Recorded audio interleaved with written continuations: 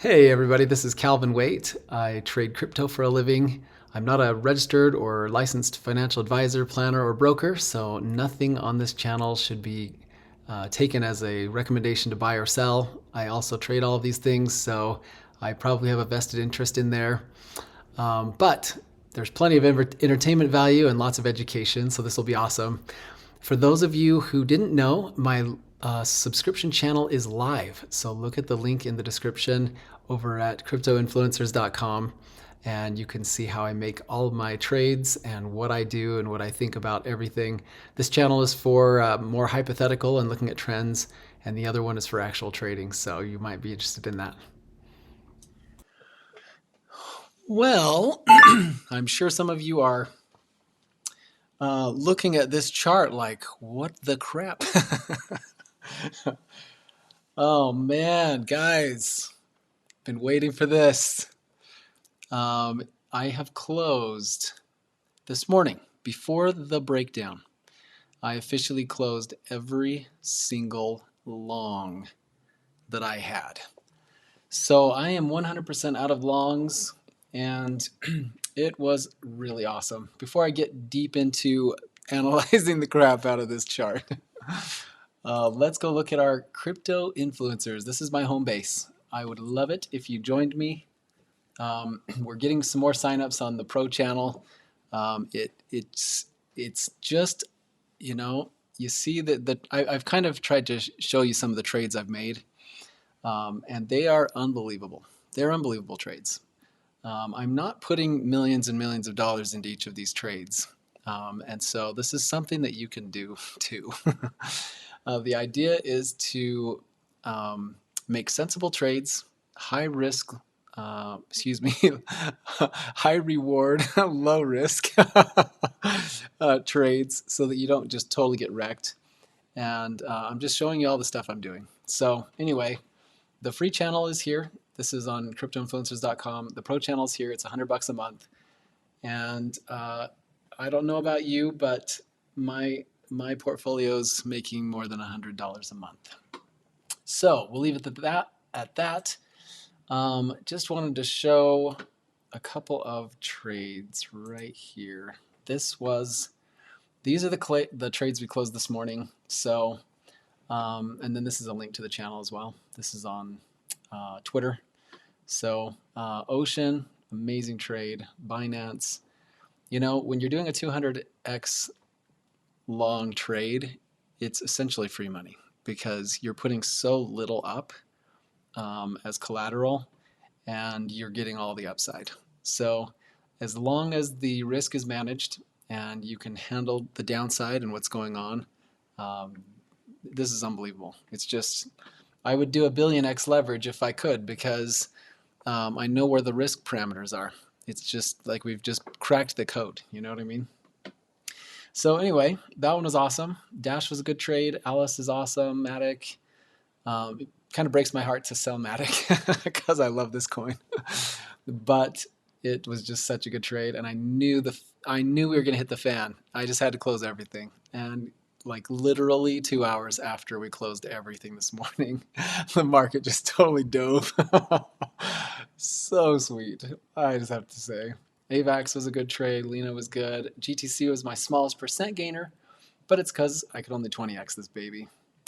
And then Blaze looks good. VeChain fine. Just good trades. It was really cool. So yeah, so I'm holding these for about a month or so. I hold things for a couple of weeks to a couple of months. Depends on how long the trend lasts.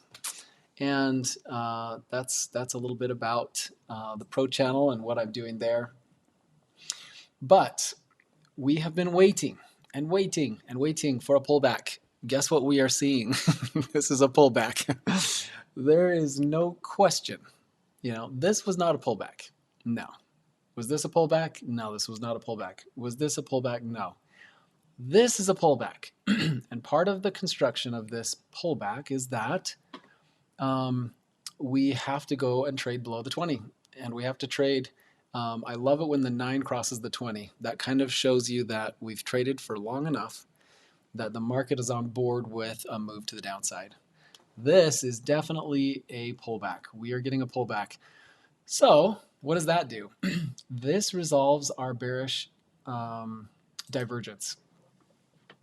So remember how we were putting in these highs and it was a higher high and a higher high and we went lower and lower on the RSI and now we're dropping off? Look what this looks like on the 4-hour. Look at the RSI on the 4-hour. I didn't get to really talk about this, but we put this on here. I connected this here and it was so close on the 4-hour that I didn't even make an adjustment for this particular data point here. So we put this on here and now look what we've done. Not only did we reject here, this was our up thrust in the Wyckoff. Well, then we came up again and hit sort of a double top, but we even reached up further. This was our up thrust after distribution. And guess where our RSI was? Dead spot on our line. It's absolutely amazing, isn't this? So we came back. Had we closed way up here, it would have been different. I mean, not too much different though. But right here, we absolutely nailed this top perfectly on the RSI. So this was not technically a higher high. I mean, what was the close? 23,849. This was a 23. Oh wait, what?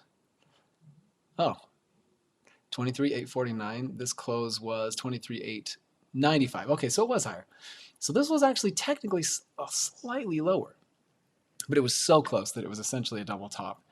And this double top means RSI drops.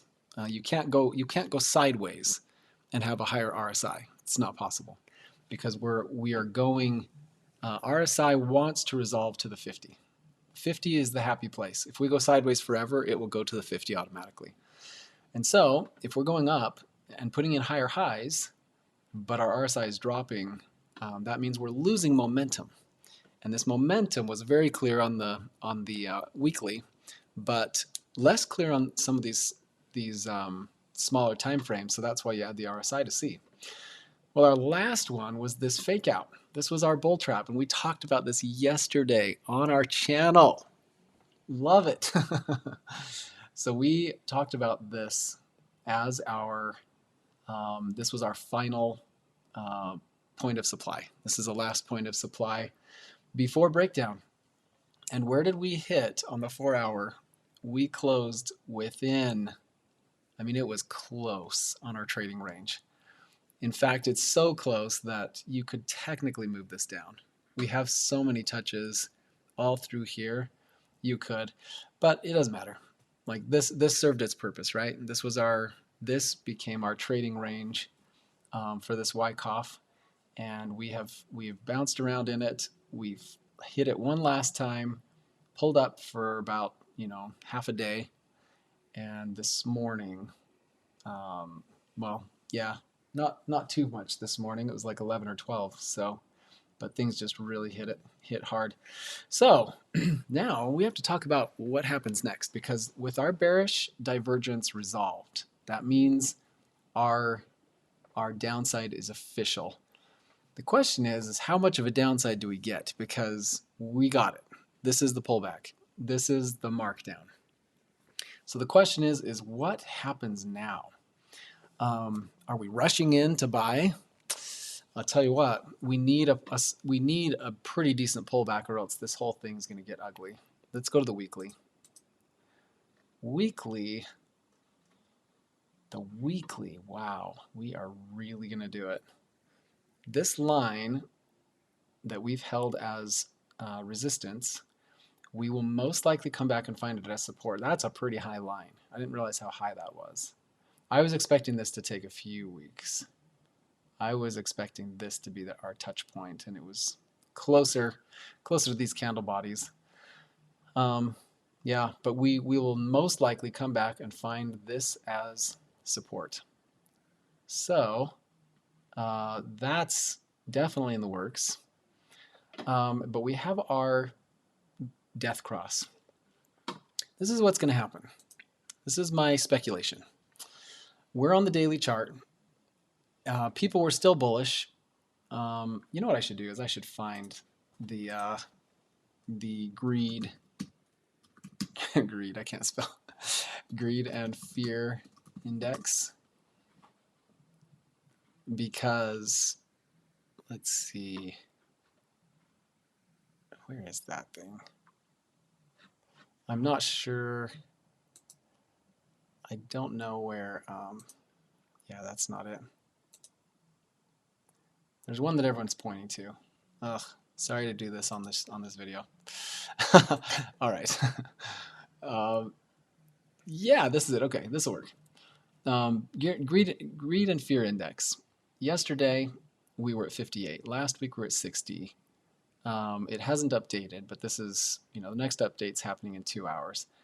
We were greedy on the way down. That's what's crazy about this. That's what kills me, is that everybody is greedy even in the middle of a full breakdown. We were seeing the weakening happening, and we saw it in real time. But the majority of people were still bullish. They were super greedy. They were super excited. All of the influencers and people out there were talking about, oh yeah, little tiny pullback, no big deal. We're going to the moon. And so nobody's going to be, this candle took everyone by surprise. It didn't take us by surprise, but it took everyone else. And there's a lot of people out there that are stressing out. They are stressing out. They're at work. They're going to get home and they're going to make a panic sell. This is going to happen, in my opinion. They're going to put in a panic sell. They're going to push this price even further, in my opinion. So here's another part of my reasoning. So this is why I don't think we're done with this move. The other thing is what has more impact to a market? The fear of something happening or the actual thing happening? It's always the fear of something happening. It's always the fear. It's never the actual thing. It's the fear of it happening. And so what we have is we have a lot of fear happening. And what is the fear of? The fear is of this death cross, which hasn't happened yet. We pulled up into the death cross just as we expected. We're now pulling down into the golden cross, but this is now news, right? It was bullish before the news. After the news, it's bearish. So what's going to happen is we're probably going to pull down until we have our death cross in the books. And then we'll probably start leveling off, and probably the these averages down here will probably catch us. So there is a lot of fear on the table. People are going to get home from work and they're going to panic sell. And then they're going to tell people, and everyone's going to be like, holy crap, did you see Bitcoin today? And then they'll notice, and then they'll sell. Nobody's watching it like us nerds, you know what I mean? So we are, watching this very closely. I don't know if this line will play into anything. I don't really expect it to. This was our trading range at the bottom of this selling climax. I don't think it really will, but I like to leave things on and just see how they play. But we're heading down, and there's a lot of motions here. We've just barely started this move. One candle. We have one candle of fear after full greed and full bull market all the way to here. And our 9 hasn't even crossed the 20. So we're going to be at this close. The 9 will cross the 20. People will be home and they'll start panic selling like crazy. I've had people telling me that that Bitcoin it could go down a little, but the alts will keep going up. And yeah, that's never going to happen. Not in our world, because Bitcoin it controls everything. If Bitcoin's bullish, everything's bullish. If Ethereum's bullish, everything's bullish. But when these things really hit the fan, it all goes down together. In fact, alts get hit faster. So anyway, we are watching the emotions of this thing playing out in real time right now. And this is, I just don't expect this to be a minor pullback. We have never had a death cross on the weekly ever. And in fact, one other thing that kind of makes me wonder, so this is me kind of ignoring a lot of a lot of these trends, I mean, I could almost take it all out. Well, I'll leave the trends in, but I'm going to get rid of the drawings because that's messy. What we've never done. So how support and resistance works is the more you respect a support, the worse it is when you have it as a resistance. Look at this 200-week moving average. We're talking about support from 2015. In fact, I don't even know if we have an older chart. I wonder if we do. Let me see what this looks like. Yeah, this is the oldest chart I've got. It goes back to 2010. 29, okay, 2009. So we have our first 200 even showing up on this chart in 2013. So, oh man, isn't it crazy that I got involved in Bitcoin back in 2012? It was right here. It's trading at $15. It was right before this move up. Crazy, huh? But anyway, here's our 200. It's on the scene. And then we have support back in 2015. Support, support, support. Many support points all the way through 2015. And then we launch and we come back down. And where was the bottom of the bear market in 2018? It was on the 200. 200-week moving average. Now let me ask you about this. According to our rules, the COVID crash, did we respect the 200?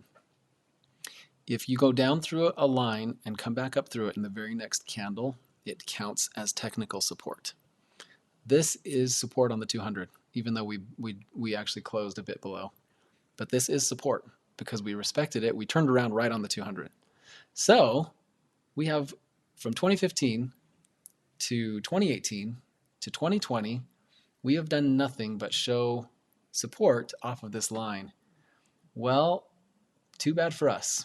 In 2022, June, we had our first weekly close below the 200, and we struggled above it and tried in vain, but could not get above it. Now, a line that has been support for 7 years, like a long time, okay, is now resistance. It's not going to be, we're not going to go down $1,000 or a couple $1,000 and then we just wash our hands and move on. This is a big move. Not only is this a big move, but now look at the monthly. Same story on the monthly. We have never closed below on the monthly. Never. Look at this. Support. This is 2015 again. We found support on the 50-month moving average. That's what this little green dot is. 50-month moving average. Support here in 2018. And we hit it as support during this wick down in 2020. This is March. So for the entire history of Bitcoin, 2013 all the way to current, we have never, ever seen the underside of the monthly 50. Just hasn't happened. Well, we got so excited and so bullish, and we launched all the way up, and this was our inverted hammer. That was such a great call. So anyway, this was awesome. This became a bullish engulfing candle that was just monstrous. But where did we put the brakes? We put the brakes on our 50-month moving average. Is that a surprise to us? It shouldn't be, right? Because we have had years and years of support off of this line. And now we muscled with it, wrestled with it, rejected, and now we're in the middle of a rejection. This is a rejection on the monthly. This isn't going to be resolved in 5 minutes. So anyway, these are the talking points that many people will kind of go over. Right now, we are sitting in greed. Like the majority of the market is bullish. Guaranteed, when this refreshes in 2 hours, the number is going to be a lot lower.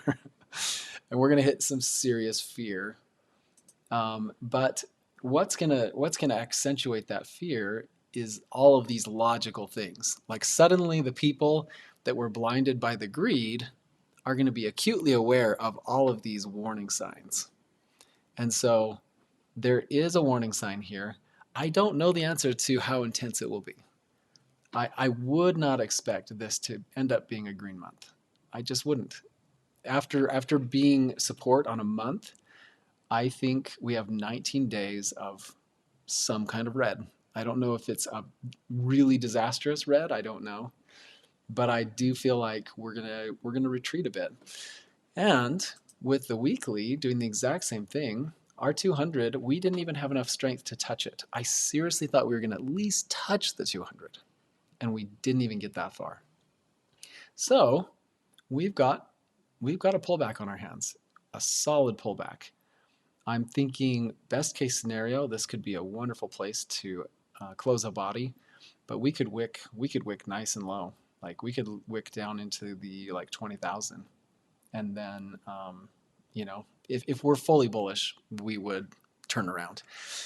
So right now we're dealing with a lot of fear because the golden or the death cross has not happened. So this is looming, and with this drop here, and then all the smart people and all the influencers that are going to get on their you know, on their thing trying to look like the smartest guy in the room, they're going to start pointing to all of the real things that are actually in the market, and it's going to create more fear. And a lot of this fear is just going to go, it's going to push our market down, and it's going to provide us with the best buying opportunity ever. I'm so excited. So we are waiting for a sweet entry point, but we've got to be just as patient on our long entry as we were, you know, dealing with this bull bull move here. This was a solid month and a week, month and, you know, quite a bit. This was a long period of time where the market was just going in one direction, and we had to have a level head to keep our heads and wits about us, knowing that there are warning signs in our market. For weeks, I've been talking about where that might be, and we're finally seeing it. So it's going to be, we're probably going to head down a bit. If things get really crazy and we have some kind of a wick like this, if we have a selling climax like this, then I would expect that the move is over. Whatever our sudden drop is and whatever it delivers us will probably be it. So I have a nice, comfortable exit for my short, and if it tags it, I'll be happy, and even if it goes lower, I'll be okay.